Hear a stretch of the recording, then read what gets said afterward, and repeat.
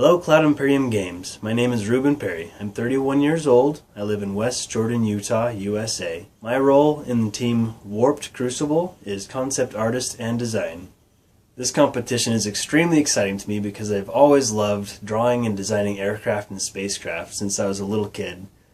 I've pursued studies in aerospace engineering where I could work in that career, designing aircraft. Unfortunately, I ran into bounds and limitations that are set on us in the physical world of Earth. So I got a degree in computer science to work on computers, work in a virtual reality, and am now working towards a degree in software engineering. I have always wanted so badly to see my own designs used somewhere, somehow, and this competition gives me that rare opportunity to live my ultimate dream, drawing and designing weaponry and spacecraft in virtual reality where everything and anything is possible. Thank you for this opportunity, and good luck to everyone in the competition. Hello Cloud Imperium Games, my name is Charles Noga. I'm 39 years old, I live in Ozark, Missouri, and my role in Team WORPD Crucible is 3D modeler. I take Ruben's concept, ideas, and drawings and turn them into a usable 3D model.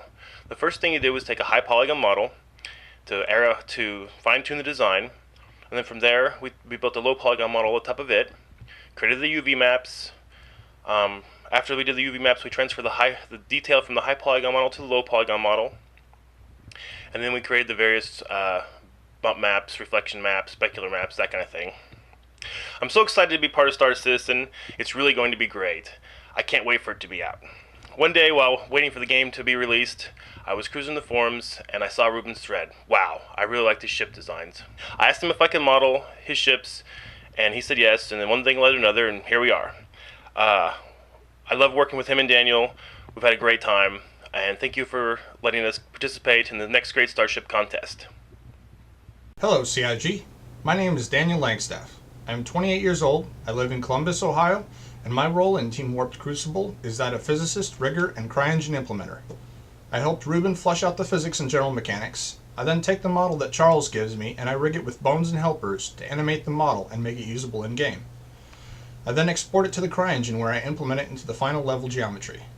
I grew up on Starlancer and Freelancer and went absolutely bananas when I heard about Star Citizen. I wanted to get involved in the competition, but I had no idea how to implement my ideas or how much work it was going to be. I posted a thread in the forums, Ruben hailed me, and we've been hamming it up ever since. Ruben and Charles have been a real blast to work with. The Sakura Sun logo needed to reflect the culture and meaning, so I wanted it to have the cherry blossom shape, but I also wanted it to have a more powerful demeanor. The star in the middle with the 5 planets around it gives a feeling of raw power. The smooth lines in the design harnesses that power, an appropriate show of elegance, which I felt was very appropriate for this company.